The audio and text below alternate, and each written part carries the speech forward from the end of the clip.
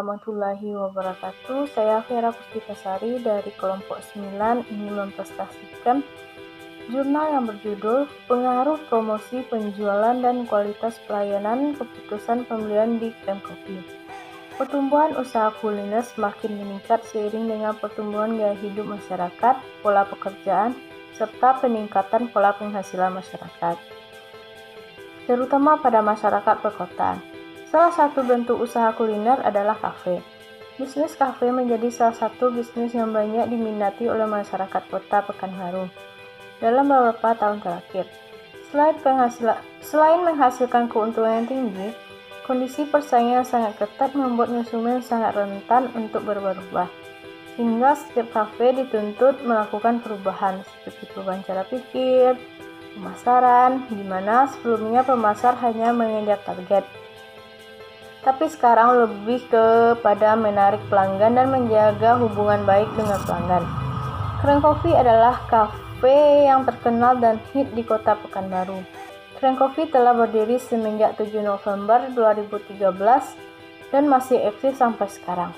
Untuk menarik keputusan pembelian, Krem Kopi melakukan promosi penjualan dengan berbagai alat promosi seperti potongan harga, premi, voucher, line card member, dan lain-lain. Selain promosi penjualan, strategi yang paling utama dilakukan oleh Krem Kopi sangat mengutamakan pelayanan kepada konsumennya. Grand teori. Yang pertama, teori stimulus. Teori stimulus respon adalah teori yang akan penulis gunakan untuk memperjelas penelitian yang penulis lakukan. Adapun yang menjadi objek materialnya adalah manusia yang jiwanya meliputi komponen-komponen seperti sikap, opini, perilaku, kognisi, afeksi, dan kondisi. Adapun unsur-unsur dari model stimulus respon yaitu yang pertama stimulus, yaitu biasanya diberikan kepada komunikasi sebagai rangsangan.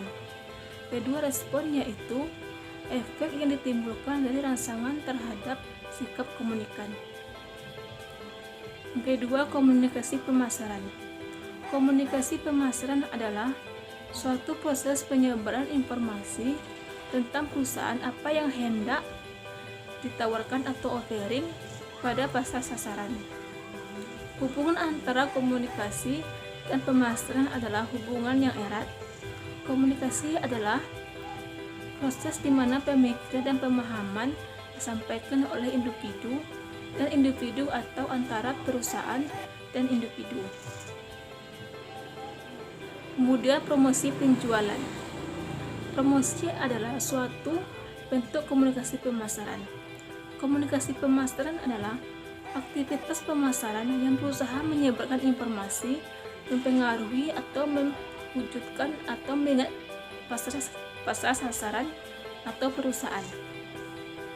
Tujuan promosi penjualan bersumber pada komunikasi pemasaran. Namun, promosi penjualan lebih dijabarkan dan didasarkan.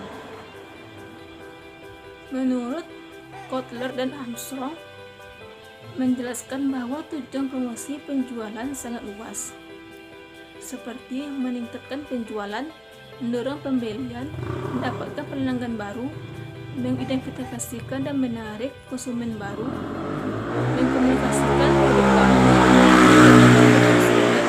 mengajak konsumen untuk mendatangi toko penjualan, memotivasi konsumen untuk membeli suatu produk. Kemudian, kualitas pelayanan.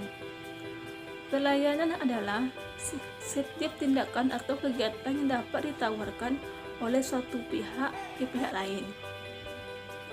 Pelayanan merupakan perilaku produsen dalam rangka memenuhi keinginan dan kebutuhan konsumen demi tercapainya kepuasan pada konsumen itu sendiri. Kemudian, keputusan pembelian. Keputusan pembelian merupakan salah satu bagian dari perilaku konsumen yang merujuk pada perilaku pembeli konsumen akhir yang membeli barang atau jasa untuk konsumen pribadi. Saya akan membacakan model dan alat analisis.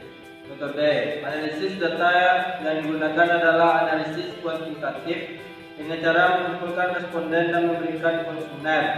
Kemudian dianalisis dan dikelola dengan menggunakan teori statistik untuk memberikan kepastian untuk mengambil keputusan. Di dalam penelitian ini yang menjadi populasinya adalah konsumen atau pelanggan yang datang ke Krama Cafe.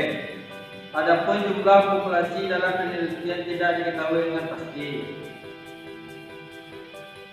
Semua tim yang diujikan dinyatakan valid. Begitu juga dengan variabel di mana semua data dinyatakan variabel atau lebih besar dari nilai alpha kompleks. Dari hasil regresi linear berganda didapatkan bersama regresi Y. Kesimpulan. Berdasarkan hasil penelitian ini, maka dapat ditarik kesimpulan sebagai berikut. 1. Terdapat pengaruh promosi penjualan X1 secara parsial terhadap keputusan pembelian Y di Krama Cafe.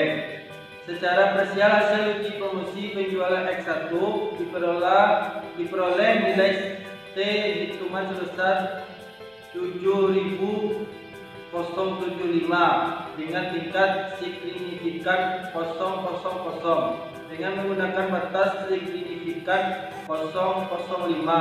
Nilai signifikan tersebut lebih kecil dari taraf 5%, maka terbukti dapat pengaruh promosi penjualan secara parsial terhadap keputusan pembelian di Krama Cafe. 2.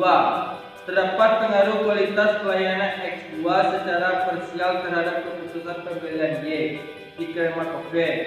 Berdasarkan hasil ujian kualitas pelayanan X2 secara parsial, diperoleh nilai T hitungan sebesar 7.075 dengan tingkat signifikan 0,00. Dengan menggunakan batas signifikan 0,05, nilai signifikan tersebut lebih kecil dari taraf 5%. Nilai signifikan 0,05 tersebut lebih kecil dari 5%, maka terbukti terdapat pengaruh kualitas pelayanan secara parsial terhadap keputusan pembelian di Krama Cafe.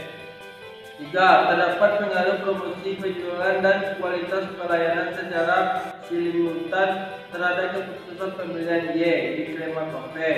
Berdasarkan hasil perhitungan nilai F hitungan 52.699 dengan nilai signifikansi sebesar 0,005. Dari hal ini terbukti bahwa promosi penjualan dan kualitas pelayanan berpengaruh secara simultan bersamaan terhadap variabel keputusan pembelian Y di Krama Cafe.